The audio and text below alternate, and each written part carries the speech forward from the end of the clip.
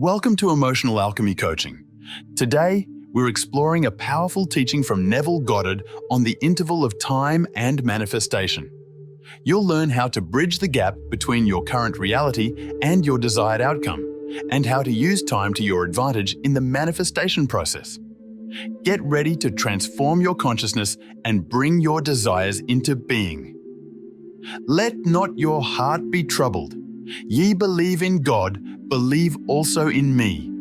In my Father's house are many mansions. If it were not so, I would have told you. I go to prepare a place for you. And if I go and prepare a place for you, I will come again and receive you unto myself, that where I am, there ye may be also. John 14, 1, 3. Let not your heart be troubled. Ye believe in God, believe also in me. In my Father's house are many mansions. If it were not so, I would have told you. I go to prepare a place for you. And if I go and prepare a place for you, I will come again and receive you unto myself, that where I am, there ye may be also. The ME in whom you must believe is your consciousness, the I am. It is God. It is also the Father's house containing within itself all conceivable states of consciousness. Every conditioned state of consciousness is called a mansion. This conversation takes place within yourself. Your I am, the unconditioned consciousness, is the Christ Jesus speaking to the conditioned self, or the John Smith consciousness. I am John, from a mystical point of view, is two beings, namely Christ and John.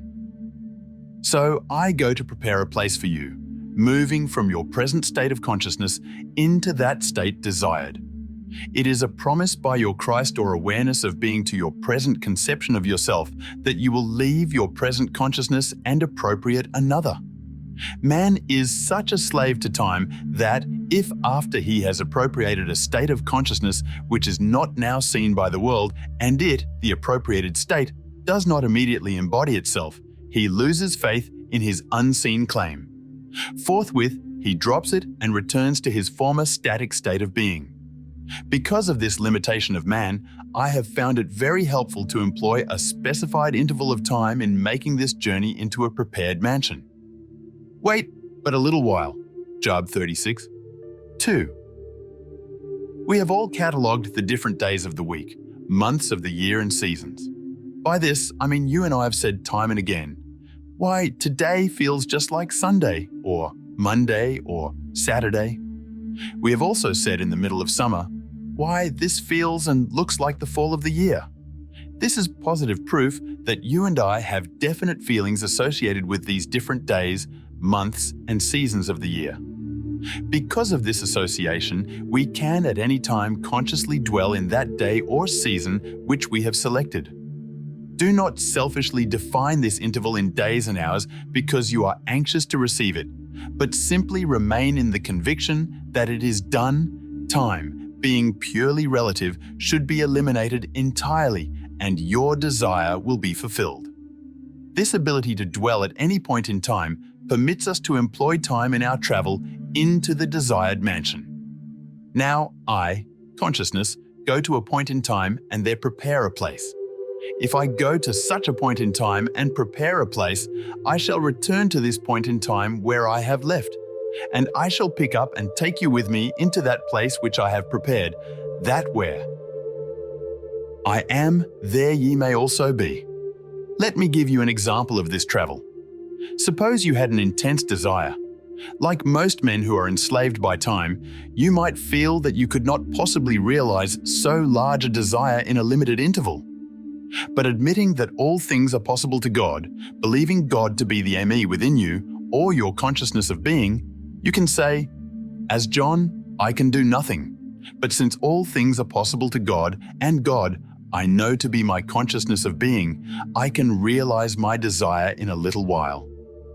How my desire will be realized I do not, as John, know, but by the very law of my being, I do know that it shall be. With this belief firmly established, decide what would be a relative, rational interval of time in which such a desire could be realized. Again, let me remind you not to shorten the interval of time because you are anxious to receive your desire. Make it a natural interval. No one can give you the time interval. Only you can say what the natural interval would be to you. The interval of time is relative. That is, no two individuals would give the same measurement of time for the realization of their desire. Time is ever conditioned by man's conception of himself. Confidence in yourself, as determined by conditioned consciousness, always shortens the interval of time. If you were accustomed to great accomplishments, you would give yourself a much shorter interval in which to accomplish your desire than the man schooled in defeat. If today were Wednesday and you decided that it would be quite possible for your desire to embody a new realization of yourself by Sunday, then Sunday becomes the point in time that you would visit. To make this visit, you shut out Wednesday and let in Sunday. This is accomplished by simply feeling that it is Sunday. Begin to hear the church bells. Begin to feel the quietness of the day and all that Sunday means to you. Actually, feel that it is Sunday. When this is accomplished, feel the joy of having received that which on Wednesday was but a desire. Feel the complete thrill of having received it, and then return to Wednesday, the point in time you left behind you. In doing this, you created a vacuum in consciousness by moving from Wednesday to Sunday. Nature, abhorring vacuums, rushes in to fill it, thereby fashioning a mold in the likeness of that which you potentially create, namely, the joy of having realized your defined desire. As you return to Wednesday, you will be filled with a joyful expectancy because you have established the consciousness of that which must take place the following Sunday. As you walk through the interval of Thursday, Friday, and Saturday, nothing disturbs you regardless of conditions, because you predetermined that which you would be on the Sabbath, and that remains an unalterable conviction. Having gone before and prepared the place, you have returned to John and are now taking him with you through the interval of 3 days into the prepared place that he might share your joy with you. For where I am, there ye may also be. Thank you for joining me on this journey into the teachings of Neville Goddard. Remember, the interval of time is not your enemy, but a powerful tool in manifesting your desires. Embrace the process, trust in your consciousness, and watch as your dreams unfold. If you found this lesson valuable, please like, subscribe, and share.